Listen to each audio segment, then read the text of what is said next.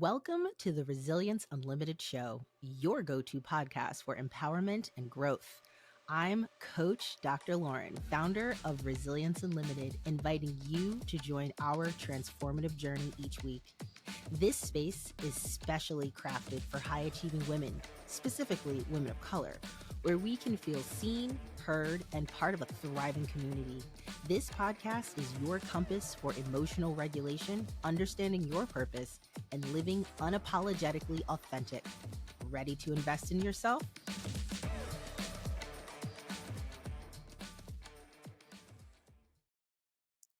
All right, so we are back this week with the Resilience Unlimited Show. I have another amazing guest.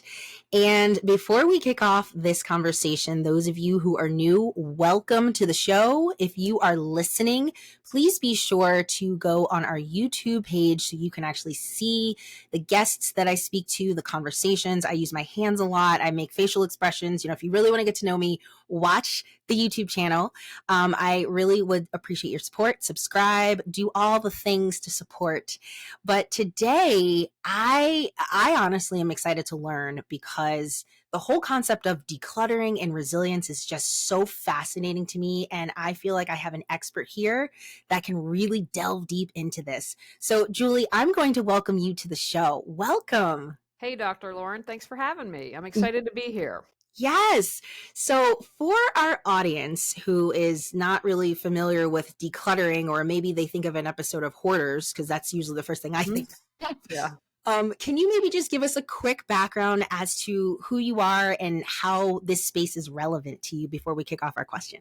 Sure. So I'm a little bit different than most organizers. Since 2009, I started my business, Reawaken Your Brilliance, and I look at clutter differently. You mentioned hoarders. That's not me. That's a whole other ball of wax. But I'm passionate about, I want people to expand their understanding of clutter. So my definition is clutter is anything that prevents you from creating a space and a life that you choose, deserve, and desire. And I'm very particular with those words. Like, to me, choose is staking your claim. Instead of saying want and trying to bring and grabby, you're being proactive and you're claiming. And I want people to see a messy desk as not just a messy desk, but a roadblock to a promotion, or a stuffed closet as preventing a romance from blossoming, right? And understanding the inner affects the outer. If I declutter that messy desk, it's going to help give me mental clarity. And so just to expand upon that. And so I get excited and passionate about helping people declutter their lives and making all those connections. And you know what? How that is preventing my relationship, or how it's affecting my health, and just seeing that bigger arena. I love that. Yeah, I'm excited about this conversation.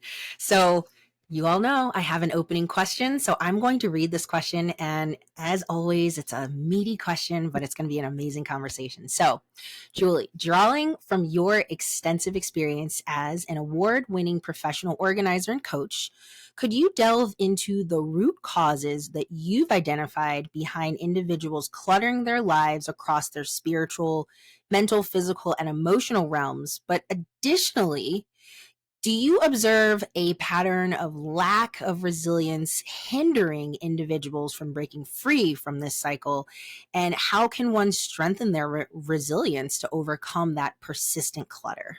Now we got a big one there. So Yes. let's chunk it down. Let's. So obviously everything's individual. I also want people to keep in mind everything's energy. Yes. Einstein said it, but I take it more from a spiritual perspective. So what you're putting out, you're getting back. So I want people to remember that. They talk in feng shui, if people are familiar with that, that's about the energy of a space. But every book you read on that's going to say clear your clutter as the first step, right? Because if you've got a house full of stuff, that's keeping you stuck. And as I believe, it's keeping you stuck mentally and emotionally, whatever. So let's talk about some potential root causes. First, about spiritual, right? Forgiveness is an area where I see many people remaining stuck. That person is taking rent up in their space. They're not able to forgive. They're living in the past and they can't move forward. Your point of power to change is in the present moment. I've tried really hard to change the past, and so far I'm unsuccessful. And I don't know what's going to happen in the future. So if I bring myself present, then I have that power. But when we don't forgive, it harms us. It doesn't say, hey, what the person did was okay, but it keeps us stuck. So that is an area where I can see people wanting to hold on to things and not being able to let go. I'm also a firm believer that gratitude keeps us stuck. S- We can't have two opposing thoughts at once. I can't be jealous of you and be in gratitude. Yeah, I And, agree. you know, I want people to remember, be like an archaeologist and come from a place of discovery and not judgment, right? Mm-hmm. Observe yourself without judgment because you're trying to do better. And that's what's most important. Because if we start to judge, then we go down that rabbit hole and we get away. That's a distraction. So bring Yes. it back like, okay, how can I have discovery about myself? And so if you're struggling, that's a-okay, but say, okay, wow, I woke up today. I'm grateful for that. Or I have a Yes. roof over my head. I have Mm-hmm. clean drinking water, right?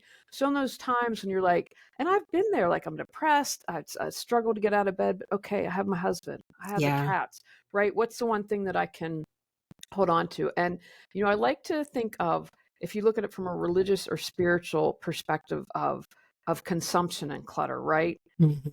How that can be a huge thing, keeping up with the Joneses. And Yes. I have to have this. Social media drives me nuts. Instagram is a curated life, right? It's not reality, Absolutely. Absolutely. Yes. right? And so becoming aware. So those are areas that I see people spiritually get challenged. And mentally, I talked a moment ago about being in the past or the future. I really invite people, where are you at this moment? Are you listening to Dr. Lauren and I? Or are you thinking about what you're making for dinner tonight? Right? That's true. How often are we truly present in Present. the moment? Yes. Right? Yes. And how Yes. important that is. I think also, one of my favorites is the just becauses, where we get on autopilot. Well, I'm doing this just because I always have. I hate it. Yes. It doesn't bring me joy, but I've always done it. And where are Yes. you doing that, right?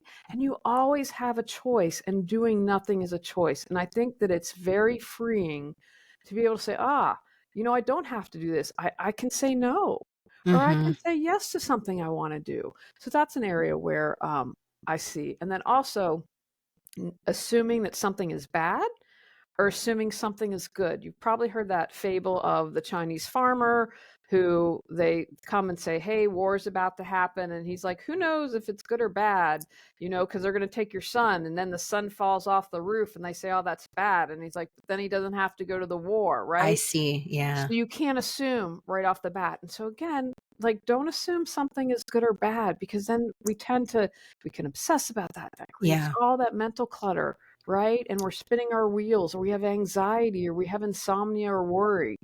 So Right. that's something that's really important. And I think also a big thing is owning your life and taking responsible. And that's not to say that injustice doesn't occur. I want to be really clear about that. But try not to go down that spiral of how you've been wronged, right? We're talking about resiliency here. So we have Yeah. to be like, what can I control? I Yeah. can't control what you're going to do, but I can control my thoughts, my behaviors, and my actions. I think Yeah. that that's really important. And one thing that I always encourage people to do is, what can I learn from this person or event?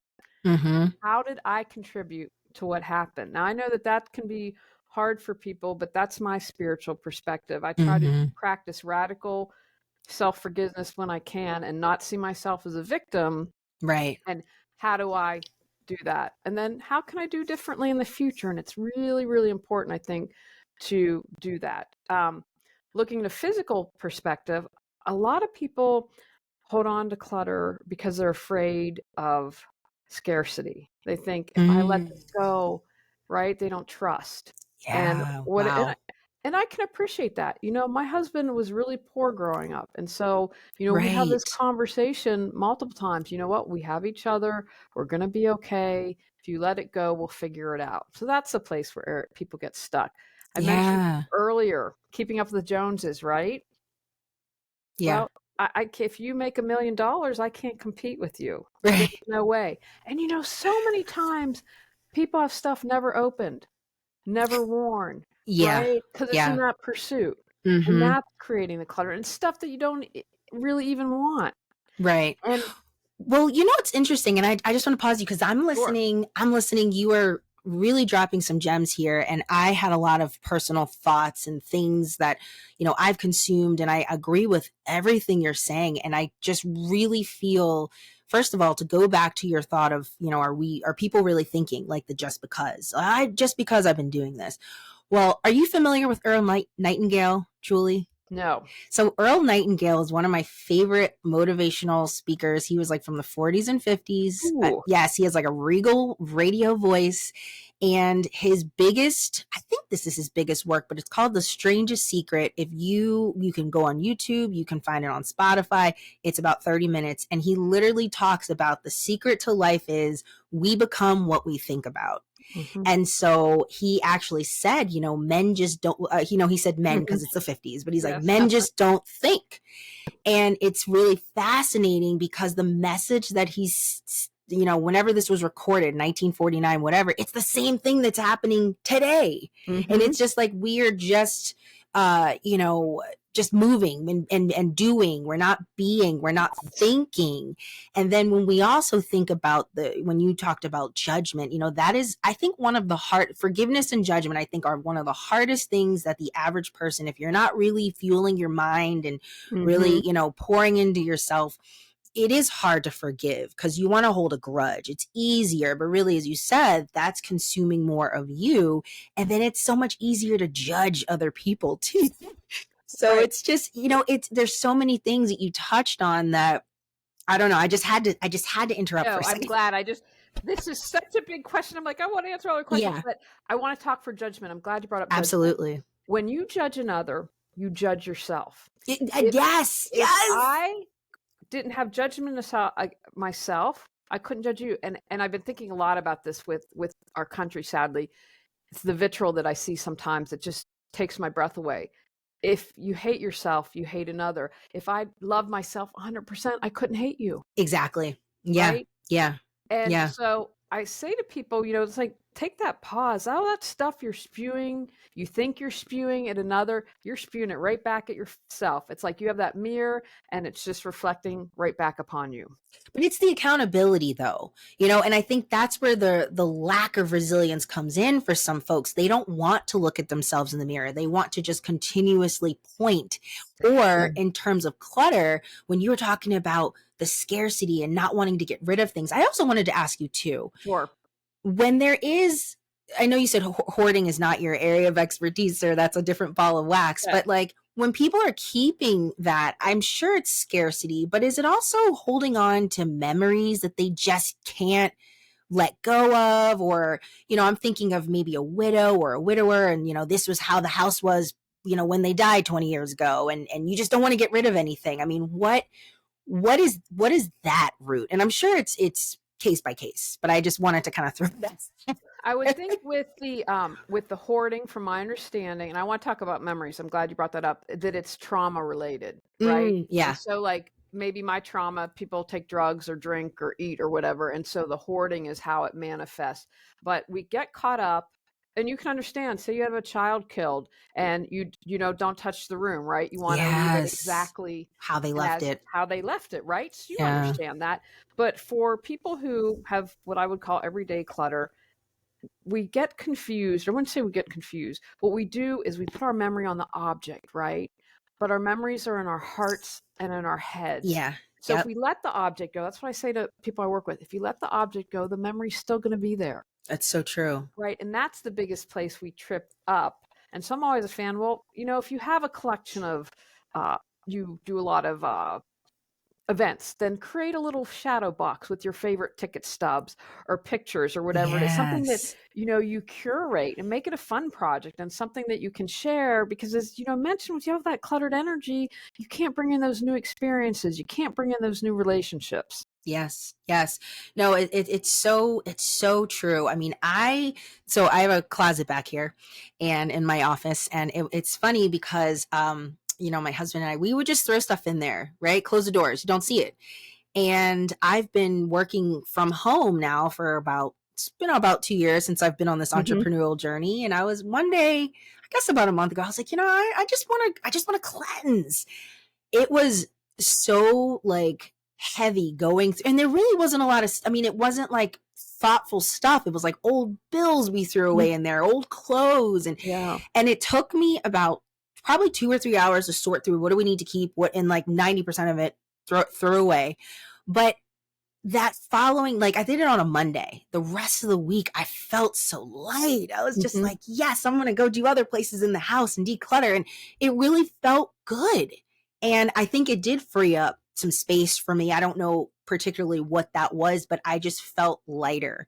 And I just do feel that if people can understand, it's not just the physical clutter that you're, shutting in that closet. What are we keeping in our heads? And I think that really is the challenge with a lot of folks. How do we really, assess who, first of all, you said this beautifully, and I say this all the time, who's living in your head rent free? Yeah, exactly. Like, it's just, I don't know. So let me pivot the question. How do we build that resiliency? So the folks that just, you now stated, here are some areas where that decluttering is happening. So if someone's listening to this, obviously you're not going to change your life in the 25 minutes we're talking, right, but this could be the tip of the iceberg. Exactly. And you that first step. Yeah. That great, one of my favorite authors, the German author Goethe, has a quote that I'm going to butcher, but he's basically like, when you take that first step, the universe responds. And I truly in my heart believe that. But I want to first share a different perspective, perhaps, on resiliency that people might appreciate. Sure. And so, when we think of resiliency, when we think of triggers, right, and we get upset, and, I think a lot of times our first reaction is, I don't want to deal with this and put it off, and this is a bad thing, and blah, blah, blah. How about if you consider that it's something coming up to be healed? Wow, Julie, you are strong enough now to deal with something, and we're going to come up and you're going to see something that's going to trigger and upset you, but this is an opportunity to heal. Yes. Instead of seeing it as something that I have to distract myself from or have to be afraid of. And, I remember having a conversation with someone, and I believe this, and it's like, you can live in your house and you can lock yourself away and you think that you're not going to see any of your triggers, and you go out to get your mail and the mailman triggers you, right? It is going to find you to heal you, right? Yes. And so to look at that, and again, don't do it without judgment. Love yourself and be kind to yourself, but say, hey, can I maybe give this a different perspective, that I'm now strong enough to be healed? So when it comes to building our resiliency, I believe I mentioned earlier, be aware of what we can control. I can control my thoughts, my actions, how I respond, and all of that. So that, I think, is where the first step is. I also think it's really important to be aware of who surrounds you. We're like the people that we hang out with. And I think we sometimes forget how much of an influence can that be.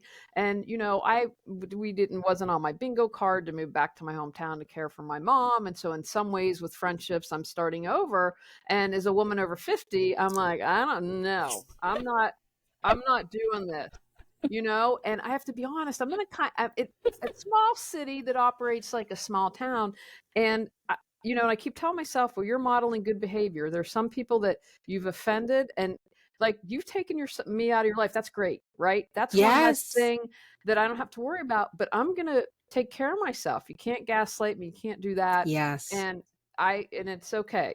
But anyways, being really in curating your relationships and being aware, I think that's important. Taking care of ourselves, expressing how you feel. Are you getting enough sleep? Are you staying hydrated, right? You can't have resiliency if you're exhausted all the time, right? Exactly. Yes, absolutely. And I just want to say this, when you were talking about, oh my gosh, it literally just slipped my mind. You were talking about how you moved to the small town. Yes, that's what I was going to say. See, this is why I said, watch the YouTube channel, guys. You can see I totally forgot it. Then it came back. So I was taking this class a while ago, and it basically, the one thing that the teacher, I mean, he said a lot of things I took away, but this is pertinent to what you said. He said, open up your phone, and who are the top 5 people that you have been texting the most, and are they contributing to your life, or are they just sucking the life out of you? And I was like, man, that is intense, because really you're talking to people pretty much every day, and who Yeah. are the top. So I went through and all 5 top people were contributing. I was like, all right, Excellent. I'm winning. Good for you. But also in terms of clutter too, I wanted to bring this to light. We all have seasons in our lives, and we all have Yes. things where we have, winter is all about shedding, and, the fall is all about, or the spring is all about your planting. You probably know this better than I do, but you get what I'm saying. Like, we Yes. plant and then it comes up and then we have to shed. And so you can't really move forward and be resilient if you just are in the same place for decades. Yes. Right. Yes. I don't know. That's just something I had to, spew that No, out. I'm glad you did. But I think it's to become really aware of that, right? You want people that support you and are honest with you and will be straight Yes, with you, because you can say something in a loving way, and you exactly. and you can say something in a mean-spirited way. Mm-hmm. And so I think that's really important to be aware of. You know, a lot of times when we're challenged with resilience, I mentioned the different perspective of, can you see it as a healing? We've Yes. experienced trauma, right? So we can understand why we would be triggered or we're afraid of change. So, I'm like a cat and used to be really horrible with change and be this traumatic thing for me. And I've gotten better and I learned to go with the flow. And I'm like, how much can I trust life? Yeah. Right? That it's always unfolding for my best. And, Mm-hmm. I've learned, I use my husband as an example. I'm like, oh, why did these other relationships never work out? I'm really sad because I want to meet someone. And then I met my husband. I'm like, I can't imagine my life with anyone else, right? And the Right. universe knew better. Like, we're gonna wait for this guy because he's gonna be all that in a slice of mustard or bread or whatever it is, right?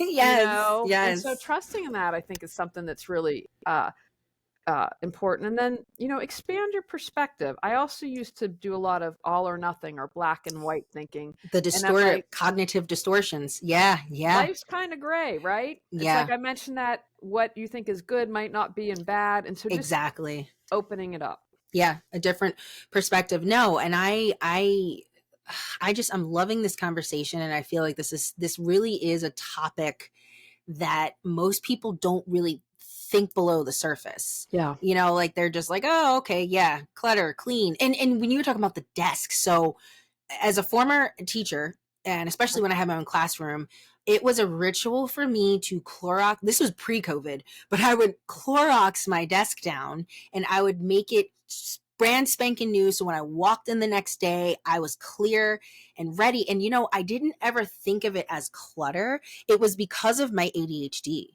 And so for me, I thrived with the structure. And so if I came into a room that was messy, and, working with elementary school kids, like they're messy, they pick Yeah. boogers, it's disgusting. But for me, I was like, I need this space to be clear. And so now that I work from home and like my daughter comes, sometimes it's animals, and I'm like, all Yeah. right, so I need to get better at that, because that was a physical, I'm leaving the building, I'm coming back in. But to your point about that, my grandfather was an entrepreneur, and his desk was a disaster. I mean, papers piled everywhere, and my aunt made a joke like, oh, well, that's how that's how he thought, or that's how he was so amazing at the business. And I'm like, how do you think with all these piles of stuff? I get pushback a lot, and people always bring, I get it. People always say to me, well, Einstein was a genius, and but here's the deal. Okay, Einstein's like a 1 in a billion people, and I would still argue he probably could have gotten more done. Right. And so I will share my favorite little tip for all you creative people, for you entrepreneurs. What I love for the messy desk is, how in an office space you have the cubby holes for mail and like they used to distribute that. Get a small one of those, and if you have a lot of paper, then you put your book idea here. You put your not whatever art project here, right? And so then it's not clutter, it's organized, it makes it easier for you where to find it. Where to find it. And yet it still allows you to have all of that paper stuff just a little more organized and decluttered. Absolutely. I love that. Julie, we are coming to the end of our episode, and this time just went so fast. But before we leave, I would love, because you offer so many services, and you had a podcast that had 3 million downloads. So please let our audience know how they can find you, listen to your podcast, all of that good stuff. Thank you. If they go to reawakenyourbrilliance.com, it's called Clear Your Clutter Inside and Out. Like you, also on YouTube, I've got 15 books. I've got affirmations. I've got online classes, depending on your level. And then I also coach if you want to work together. And I thank you for the opportunity. I think this is such an important topic. Resiliency is so important. Absolutely. And for those of you who are listening, you can definitely, listening and on YouTube, the links are in the show notes. So be sure to check out Julie's work. But this has been such an amazing episode. I hope all of you took away a lot of, points. Maybe you're jotting them down. Maybe you'll go back and re-listen and jot them down. But as I always say, please share this episode with anyone that you feel this could be impactful to them. Maybe it could be that first step for them. So I thank you so much, Julie, for your expertise and this conversation. It was such an amazing conversation, and I will see you all next week. Thank you for joining us this week on the Resilience Unlimited show. Be sure to hit subscribe wherever you get your podcasts. Subscribe on our YouTube channel and follow us on social media. See you next week, divas. And don't forget, stay resilient.